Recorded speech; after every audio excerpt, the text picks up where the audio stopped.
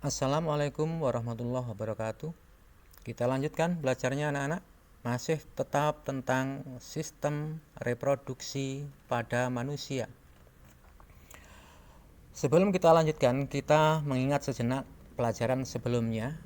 Pada pelajaran sebelumnya, kalian sudah mempelajari tentang gametogenesis atau pembentukan sel kelamin, meliputi pembentukan sel sperma dan pembentukan sel telur.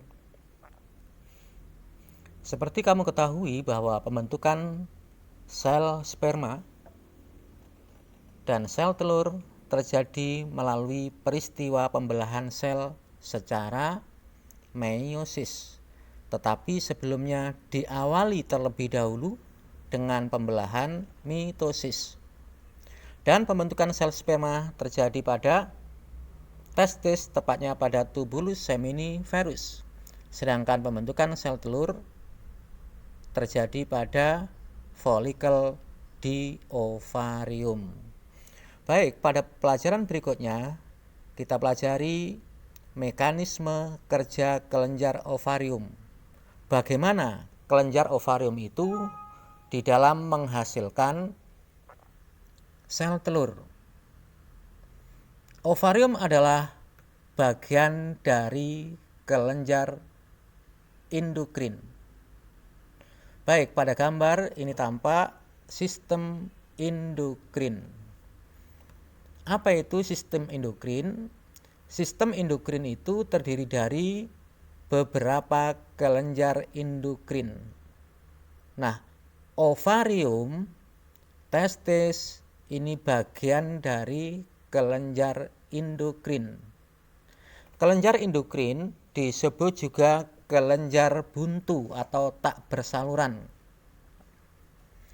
Jadi di dalam tubuh kita ini intinya ada dua macam kelenjar.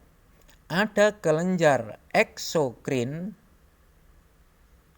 seperti kelenjar-kelenjar pencernaan, kelenjar ekskresi misalnya kelenjar keringat, itu disebut dengan kelenjar eksokrin atau kelenjar bersaluran. Misalnya dari kelenjar ludah ada saluran menuju ke rongga mulut. Di kulit ada kelenjar keringat. Dari kelenjar keringat ada saluran menuju ke pori untuk pembuangan keringat itu. Nah, kalau kelenjar endokrin tidak memiliki saluran atau bahasa lainnya buntu. Zat kimia yang dihasilkan oleh kelenjar endokrin disebut dengan hormon, langsung dimasukkan ke dalam sistem peredaran darah dan beredar ke seluruh tubuh. Nah, yang penting di dalam sistem endokrin, jadi saya ulang sekali lagi, ini adalah sistem endokrin. Terdiri dari bermacam-macam kelenjar endokrin. Kelenjar endokrin menghasilkan zat kimia disebut dengan hormon. Ovarium ini merupakan kelenjar endokrin menghasilkan hormon estrogen dan progesteron. Testis juga merupakan kelenjar endokrin menghasilkan hormon testosteron. Dari bermacam-macam kelenjar endokrin ini ada kelenjar yang paling penting, yaitu hipotalamus dan pituitari. Karena kelenjar endokrin ini menghasilkan hormon dan hormon itu mempengaruhi kelenjar endokrin yang lain. Jadi kelenjar yang dihasilkan pituitari yang letaknya di dasar otak besar, juga hipotalamus ya, ini mempengaruhi kelenjar-kelenjar endokrin yang lain. Misalnya mempengaruhi kelenjar pankreas, adrenal, mempengaruhi kelenjar ovarium, testis, dan sebagainya. Oleh karena itu sering disebut juga dengan master of gland, kepala kelenjar, karena mempengaruhi atau hormon yang dihasilkan mempengaruhi kelenjar buntu yang lain. Baik, untuk lebih jelasnya,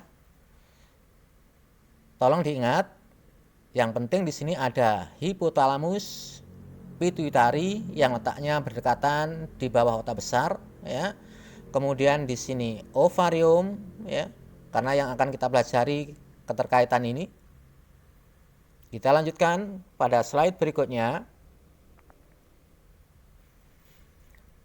tentang mekanisme kerja kelenjar ovarium.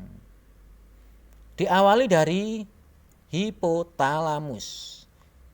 Hipotalamus mensekresikan hormon namanya GnRH, gonadotropin releasing hormone. Hormon pelepas atau releasing ini mempengaruhi kelenjar hipofisis atau pituitari sehingga kelenjar hipofisis mensekresikan FSH dan LH, follicle stimulating hormone dan luteinizing hormone. Nah, FSH yang dihasilkan hipofisis ini nantinya akan mempengaruhi kelenjar ovarium untuk menghasilkan estrogen dan juga progesteron. Jadi kalau dibaca dari bawah, kalian mengetahui bahwa kelenjar ovarium ini menghasilkan hormon estrogen. Nah, ovarium akan menghasilkan hormon estrogen kalau ada FSH. Kalau ada FSH ini. Tanpa FSH, ovarium tidak akan menghasilkan estrogen. Nah, FSH ini dihasilkan oleh pituitari kalau ada GnRH. Nah, itu keterkaitan fungsi kelenjar ovarium di dalam menghasilkan hormon estrogen. Jadi ada kaitannya dengan kelenjar buntu atau kelenjar endokrin yang lain, yaitu hipofisis dan juga hipotalamus. Baik, untuk lebih jelasnya, mekanisme kerja kelenjar ovarium bisa kamu simak penjelasan ini. Tolong fokus, diperhatikan baik-baik karena ini sudah pemahamannya kompleks, artinya banyak hal yang terkait.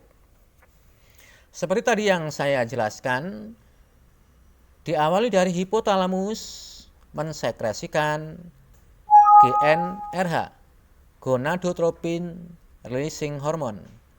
Hormon ini menyebabkan kelenjar hipofisis menghasilkan FSH, follicle stimulating hormone, dan LH, luteinizing hormone.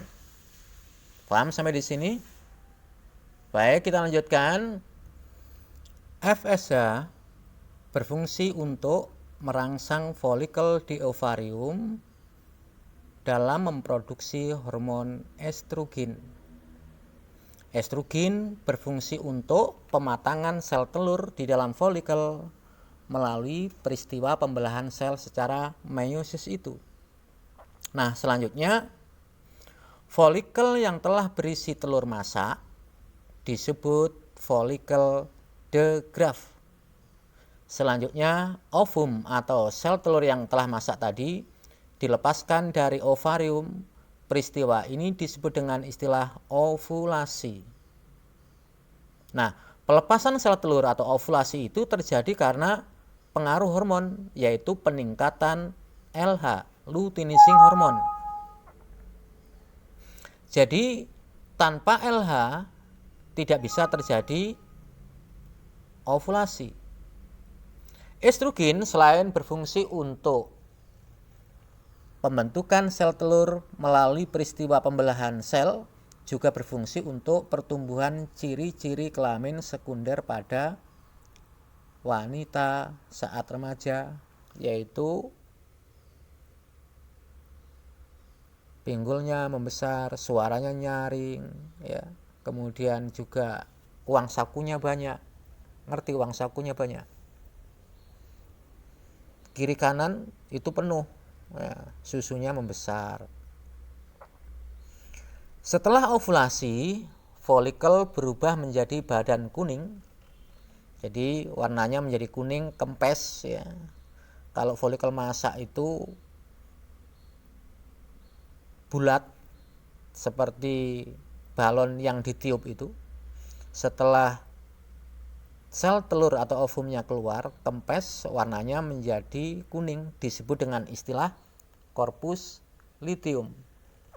Nah, korpus luteum ini baru menghasilkan hormon progesteron yang berfungsi untuk pertumbuhan endometrium dan juga untuk menjaga kehamilan. Kita lanjutkan.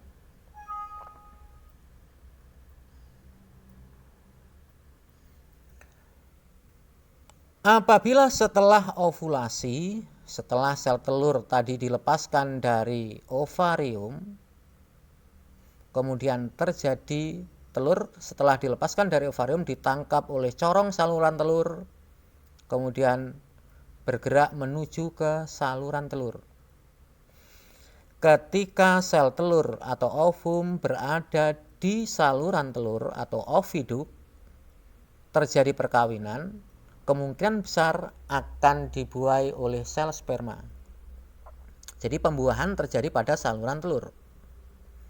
Kalau dibuai oleh sel sperma, maka akan terbentuk zigot, berkembang menjadi embrio, atau bahasa singkatnya terjadi kehamilan.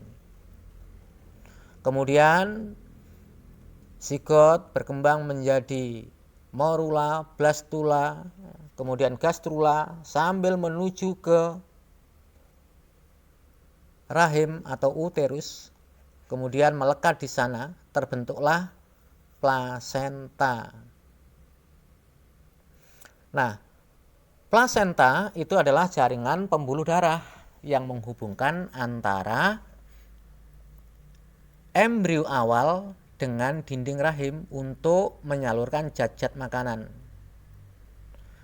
Plasenta selain untuk menyalurkan zat makanan juga menghasilkan hormon, namanya hormon gonadotropin chorion, untuk mempertahankan agar badan kuning atau korpus luteum tetap menghasilkan progesteron untuk menunjang atau menjaga kehamilan, serta mencegah terjadinya keguguran, mencegah kontraksi otot rahim tidak terjadi agar tidak terjadi keguguran. Progesteron itu juga berfungsi menghambat disekresikannya GnRH, FSH, dan LH. Jadi ketika orang itu hamil, hipotalamus tidak menghasilkan GnRH. Kalau GnRH tidak dihasilkan, FSH juga tidak dihasilkan, demikian juga LH. Untuk mencegah terbentuknya sel telur yang baru. Sehingga orang hamil itu ovariumnya khusus menghasilkan progesteron, tidak menghasilkan estrogen. Kita lanjutkan. Nah, sekarang bagaimana kalau ketika sel telur berada di dalam saluran telur atau ketika berada di dalam oviduk tidak dibuahi? Ketika tidak dibuahi, misalnya pada kalian semua atau perempuan yang belum bersuami, tentunya telurnya tidak dibuahi. Kalau tidak dibuahi, tidak terjadi kehamilan, tidak terbentuk zigot, tidak terbentuk embrio. Karena tidak ada embrio, tentunya tidak ada plasenta. Logikanya seperti itu, karena plasenta itu menghubungkan antara dinding rahim dengan embrio untuk menyalurkan zat makanan. Kalau tidak hamil berarti tidak ada plasentanya juga. Sehingga hormon gonadotropin chorion tidak diproduksi. Tidak diproduksinya HGC, hormon gonadotropin chorion, menyebabkan badan kuning atau korpus luteum mati, berubah menjadi badan putih disebut dengan korpus albikan. matinya corpus luteum ini menyebabkan progesteron juga estrogen menurun. Menurunnya progesteron dan estrogen menyebabkan endometrium luruh. Peristiwa inilah yang disebut dengan istilah menstruasi. Jadi pada perempuan, menstruasi itu terjadi karena meluruhnya atau terlepasnya penebalan jaringan endometrium di dalam rahim atau di dalam uterus karena tidak terjadi kehamilan.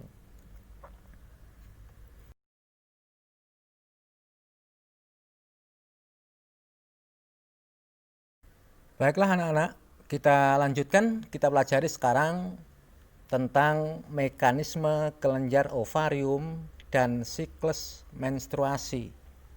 Sejenak kita ingat pelajaran sebelumnya bahwa ovarium nomor 2 ini berfungsi menghasilkan hormon estrogen juga progesteron. Yang estrogen untuk pembentukan atau pematangan sel telur di dalam folikel ini, kemudian progesteronnya untuk menjaga kehamilan.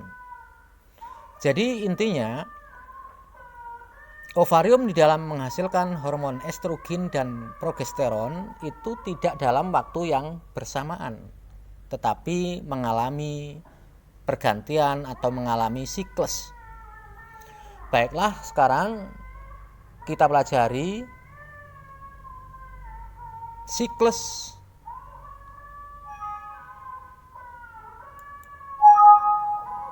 dan mekanisme kerja kelenjar ovarium, dan ini satu paket dengan siklus menstruasi.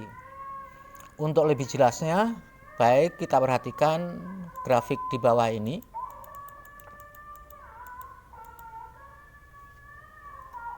Ya, ini adalah grafik mekanisme kerja kelenjar ovarium di dalam menghasilkan estrogen, progesteron, juga terkait dengan hipofisis, ya, FSH dan LH yang kamu pelajari sebelumnya, dan menstruasi. Di sini tertulis ada hormone level in the blood, artinya level itu jumlah hormon di dalam blood, darah. Karena hormon itu kan langsung terlarut di dalam darah. Untuk mempelajari ini memang rumit, ya. Oleh karena itu perhatikan dengan baik-baik. Siklus pada perempuan itu terjadi setiap bulan dan itu bisa ditandai dengan menstruasi. Sebenarnya tepatnya tidak 1 bulan 30 hari, tetapi umumnya 28 hari.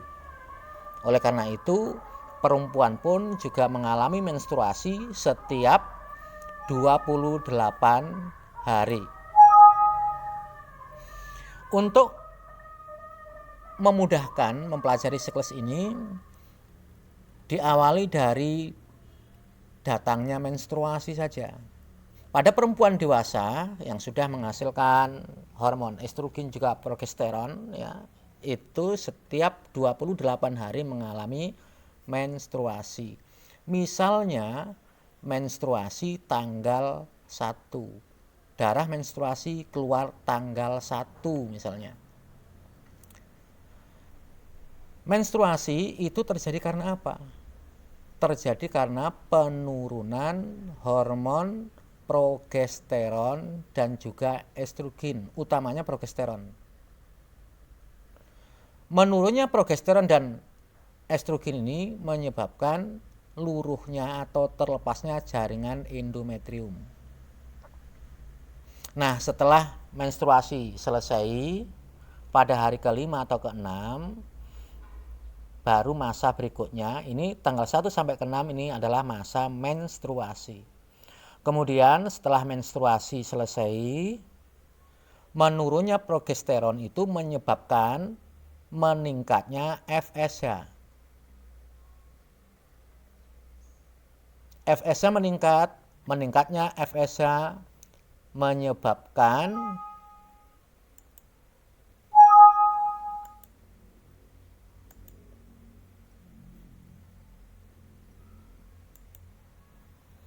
meningkatnya FSH, menyebabkan kelenjar ovarium menghasilkan estrogen. Jadi setelah masa menstruasi ini disebut dengan masa folikular fase atau masa praovulasi, ditandai dengan meningkatnya estrogen. Estrogen meningkat. Meningkatnya estrogen ini untuk pembentukan atau pematangan sel telur di dalam folikel. Nah, setelah sel telur masak menjelang hari ke-14 ya. Setelah telur masak, folikel menjadi folikel degraf ya. Kemudian telurnya dilepaskan dari folikel di ovarium yang disebut dengan istilah masa ovulasi. Setelah praovulasi, ovulasi. Telur masak dilepaskan. Nah, ovulasi itu terjadi di hari ke-14 karena peningkatan LH. Setelah ovulasi, kalau itu terjadi kehamilan, telur dibuahi, maka progesteron grafiknya tidak seperti ini. Progesteronnya meningkat, terus ditingkatkan. Makanya setelah ovulasi, progesteronnya meningkat untuk mempertebal jaringan endometrium. Kalau itu telurnya tadi dibuahi, setelah ovulasi dibuahi terjadi kehamilan, progesteron tetap dipertahankan untuk supaya tidak terjadi keguguran ya. Kemudian jaringan endometrium tetap menebal untuk menjaga kehamilan. Tetapi kalau sel telur setelah ovulasi ini tidak dibuahi, pada kalian semua juga perempuan yang tidak menginginkan kehamilan atau perempuan yang belum berkeluarga ya, tidak terjadi pembuahan, tidak terbentuk zigot. Tidak terbentuknya zigot, tidak adanya embrio, tidak terjadi kehamilan, maka tidak ada plasenta. Karena tidak ada plasenta, tentunya hormon gonadotropin chorion tidak dihasilkan. Tidak dihasilkannya hormon gonadotropin chorion ini menyebabkan menurunnya progesteron. Dan nanti di hari ke-28 menstruasi lagi. Begitu seterusnya siklus yang terjadi pada perempuan dewasa. Mungkin kalian memahami grafik ini agak rumit ya. Baiklah, untuk memudahkan ya, kita pelajari yang saya pisah ya. Ini ada 1, 2, 3, 4 grafik. Kalau tadi dijadikan satu dalam bentuk garis ya, ini dalam bentuk gambar, ada yang garis. Baik, yang paling bawah ini adalah grafik keadaan jaringan endometrium. Yang paling bawah. Kemudian di atasnya ini keadaan folikel, ini gambar folikel. Atasnya lagi ini keadaan atau level estrogen progesteron. Paling atas level atau jumlah hormon luteinizing hormon. Baik, saya awali sama seperti yang tadi.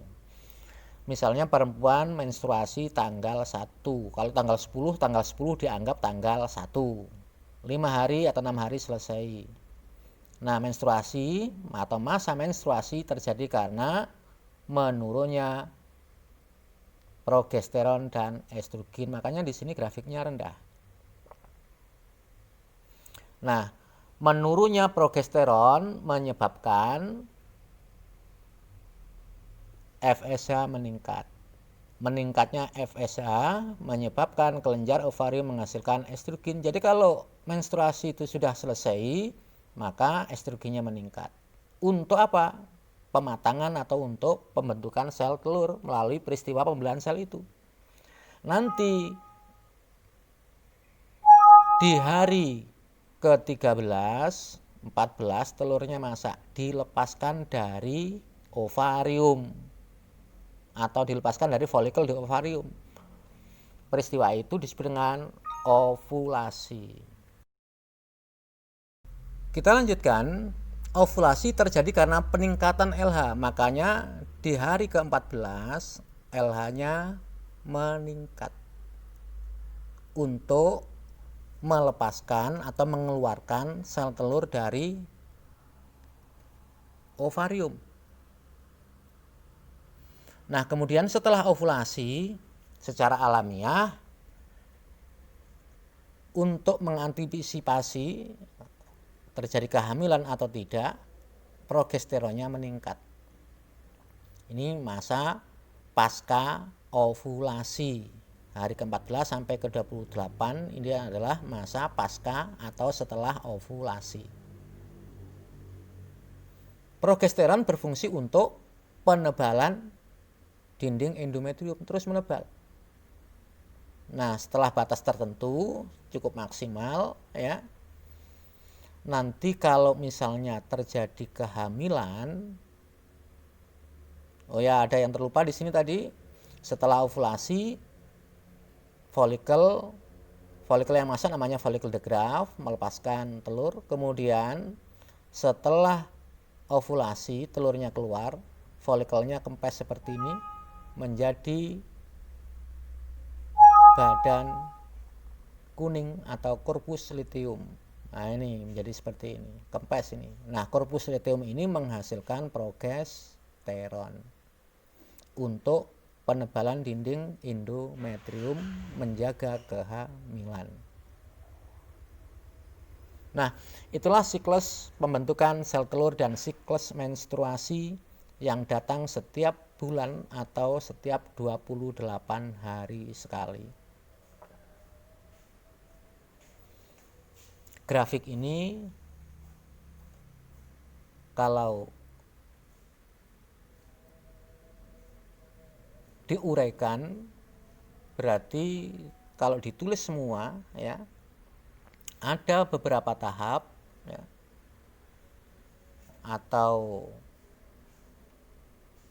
beberapa ya tahap atau siklus ya. Yang pertama adalah tahap menstruasi.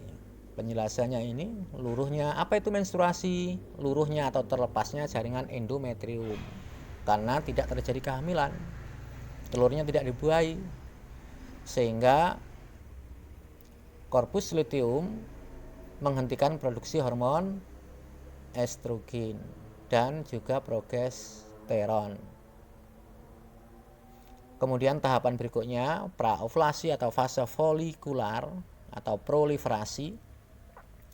Ini di hari kurang lebih 5-13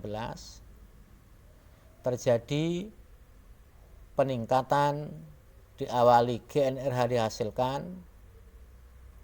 Kemudian GnRH ini menyebabkan hipofisis mengsekresikan FSH. FSH menyebabkan ovarium menghasilkan hormon estrogen untuk pematangan sel telur di dalam folikel. Setelah masa ovulasi, praovulasi, masa berikutnya adalah pelepasan sel telur dari folikel, yaitu masa atau tahap ovulasi, terjadi karena peningkatan LH. Dan kemudian setelah ovulasi adalah pasca ovulasi atau fase luteal, hari ke-15 dan seterusnya sampai ke hari 28. Jadi nanti di hari ke-28 ya, menurunnya progesteron itu menyebabkan endometrium meluruh. Karena folikel berubah menjadi badan kuning yang mampu menghasilkan hormon progesteron yang berfungsi untuk pertumbuhan endometrium. Nanti di hari ke-28-nya progesteronnya menurun ya, karena tidak terjadi kehamilan. Kalau hamil ya terus dipertahankan, tapi kalau tidak terjadi kehamilan, tidak ada hormon gonadotrofin chorion, tidak ada plasentanya, maka menurunnya HGC menyebabkan progesteron menurun lagi, begitu seterusnya. Inilah siklus pembentukan sel telur dan menstruasi. Baik, untuk kali ini cukup sekian dulu. Mohon dipelajari sungguh-sungguh karena ini rumit ya, melibatkan banyak organ ya, dan saling terkait. Oleh karena itu mungkin kalian mempelajari 1-2 kali masih bingung, silahkan dipelajari terus, bisa 2-3 kali, insya Allah nanti akan paham. Saya akhiri, wassalamualaikum warahmatullahi wabarakatuh.